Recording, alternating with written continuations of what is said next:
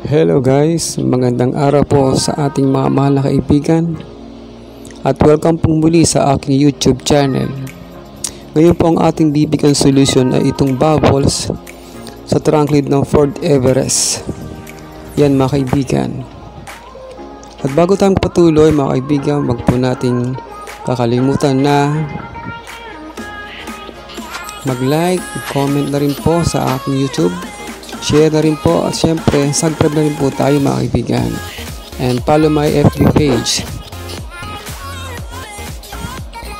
Yan po mga kaibigan, ang una natin gagawin, ang number ng ating liha mga kaibigan ay 120. Kailangan po natin siyang pupudin hanggang sa mawala po yung marka ng kanyang bubbles. Yan, konting tiyaga mga kaibigan, talagang kailangan natin pudpurin yan. Yan, sa part na yan po mga kaibigan, naalis na po natin yung mga bubbles niya. Ngayon, kaya ako naman po siya pinres ng kahoy, ng flat na kahoy, dahil hindi straight po yung kanyang kanto dyan. Yan po yung na-repaint na siya mga kaibigan, hindi na siya original. May dati na po siyang masilya. Nilagay ko siguro niyan, hindi malinis yung pagka pintura ng una ng tintura, no? Mga kaibigan, dahil nauka yan, gagawa natin na papairan natin na manipis na masilya. Kasi normal na nauka na po yun na pagrindi natin ng bubbles. Yan po mga kaibigan, na masilya na po natin siya ng manipis. Kailangan naman po natin siyang lihain ng number 180 na liha. Tapos sundan natin ng 240, 400, tapos ng 400 pa-primer na po siya natin mga kaibigan. Ang gamitin natin kahoy mga kaibigan ay yung flat. At habang nagliliha tayo, ile-level din natin sa posisyon ng kanto ng pinakayero ng ating inaplayan ng masilya. Ayan, number 180 pa po yung gamit nating liha dyan mga kaibigan.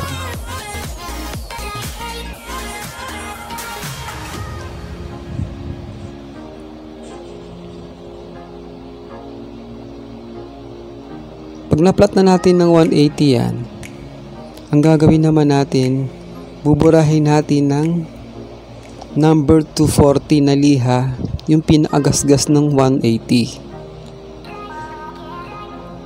Yan. Diyan mga kaibigan, nasa 240 na po tayo niyan mga kaibigan. At bago makinis yan, susundan naman natin yan ng number 400.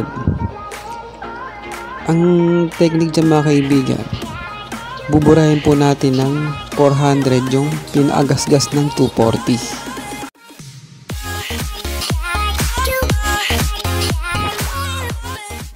Para pag pinramiran natin, wala na siyang marka ng magaspang na mga liha. Yan, kung mapapansin mga kaibigan, kinamay ko na kasi mga part na lumalampas na liha na tama nung lihang magaspang, kailangan mabura natin mga kaibigan. Kasi ang silver maselan yan. Pag naiiwan yung magasgas ng 120, 180 or 240, bumabakat po yung kahit napinis na. Makikita siya kahit ma-apply mo ng kulay, top coat. Ayan, 400 na po tayo dyan mga kaibigan. Ginamitan natin siya ng rubber para naman burahin yung pwedeng guhit ng kahoy na ginamit natin kanina. Ayan. At saka sa mga kurbada, hindi rin uubra yung kahoy na flat. Rubber talagang gamit mga kaibigan. Ayan, ready to primer na po siya mga kaibigan. Inagay ka natin siya para mabugahan ng primer. At diretso na rin po sa kanyang kulay.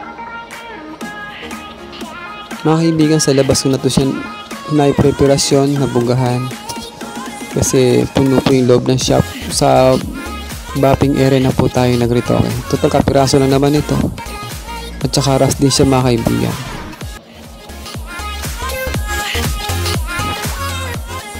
Ina-apply na po natin siya ng primer. Medyo alali lang sa buga kasi nga repainted na siya, hindi na siya urig. Hindi natin alam na pwedeng kumulo pagka nabigla yung pagpa-primer. Kasi tingin ko hindi tama yung preparasyon nung una nagpintura nung trunk lid na yan. Ayan, ang primer na po natin mga kapatid. Yan primer natin mga kaibigan, spray peeler po yan. Kasi ngayon hindi na po tayo gumagamit ng putty kasi nagkokos po ng bubbles. Tsaka mahina yun. Mahina yung kapit niya tsaka yung quality. Saka hindi namin in-approve yung putty. Yan, gamitan po natin ng rubber. Pag primer naman po mga kaibigan, ang gamit nating liha 400. Pag naplat na natin siya ng 400, buburahin naman natin ng 800 yung pinakadaan ng 400 na liha.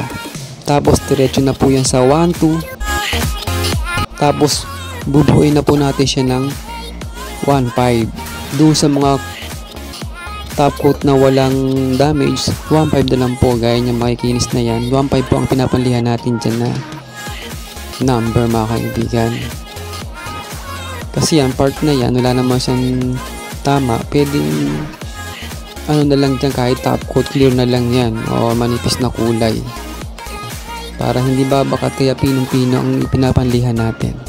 Doon sa mga in-apply ng primer, pwede na po hanggang 800. Pero usually ginagamitan pa rin natin ng 1,200. Para pag application natin ng body color, hindi na bumabakat yung mga daan ng liha. Yan, nakinis na po natin mga kaibigan. A-apply na po natin siya ng body color. Yan. Ganun pa rin mga kaibigan, alalay pa rin po sa pag-spray. Lalo na't metallic, silver. Masaya lang po siya i-apply. Gumuguho po siya pag nabibigla ng buga.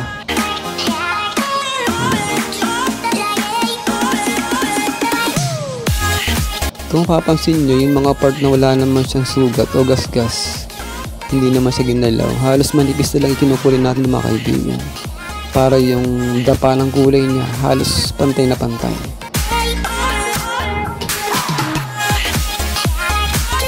Yan, double check. Kasunod na natin yan mga kaibigan, top coat clear na po tayo. Yung mga kaibigan tayo nagtatanong sa akin na kung ilang coat daw ang kulay, kung ano mas maganda, kung makapal ba o ano. Hindi mga kaibigan, sa kulay karaniwan dyan, hanggat hindi natatakpan, nagpapatong po tayo. Yan, kung minsan naman pagka maganda yung mga straight color, hindi siya low hiding. Yan, sa top coat lang po tayo nagkakaroon ng kung ilang patong ang gusto mga kaibigan. Yan, sa top coat na po tayo mga kaibigan. Alalay pa rin sa mga unang coating. Yan, sa last coat lang tayo halos magpo-full coat.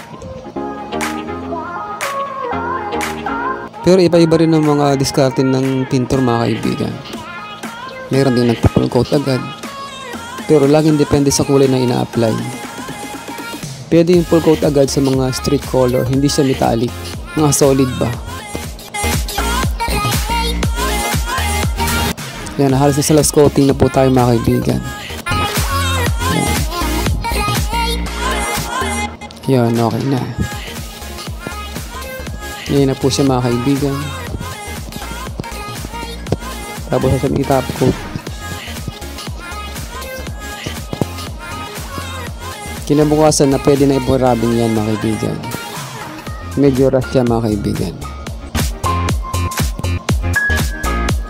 Yan, dyan naman na po tayo sa part ng pagbabapping. Bago natin i-bapping, nilihain po natin ng 1,500 na liha yung top coat clear. Pagtapos ng 1,500, sunod naman natin pangliha at number 2,000. Pamfinal na po natin yung 3,000. Para pinong-pino siya, burang-bura na talaga yung daan ng 1,500 tsaka 2,000. Okay lang na may iwan na lang na gasgas, yung gasgas ng 3,000. Napakakinis na po ng mga kaibigan. Halos makisap na siya kahit hindi pa nakabapping. Kailangan sa 1,500, Tatanggal na po natin yung orange pearl o balatsuwa na tinatawag o yung bagsak ng spray gun. Pagdating sa 2,000, makinis na siya. Tapos naman po ng 2,000, buburay naman na ng 3,000 yung daan ng 2,000. At saka na po natin siya babapingin. Mas madali na po siyang ibaping kapag ganun kakinis ang ating pagliha.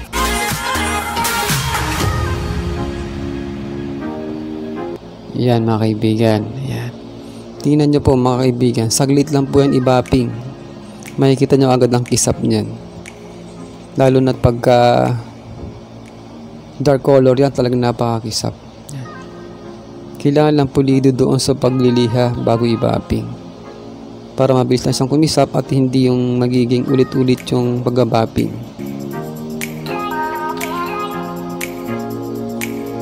Yan. Sa mga kaibigan nating baguhang pintor, may mga katanungan po tayo. Punta lang po kayo sa comment section, no? Mag-note po kayo doon at sasagutin po namin kung may mga katanungan po tayo. Yan, napakisap na. Yan, tapos na po siya mga kaibigan. Yan. At sana meron po tayong konting natutuhan sa munti nating tips. At sana wag po nating galigtaan na laging panoorin ang ating mga video mga kaibigan. At magkakaroon po tayo ng mga iba-ibang tips sa mga pagpipintura ng sasakyan. Yan po, hanggang sa muli po mga kaibigan. Salamat po ng maraming sa inyo. God bless po sa ating lahat.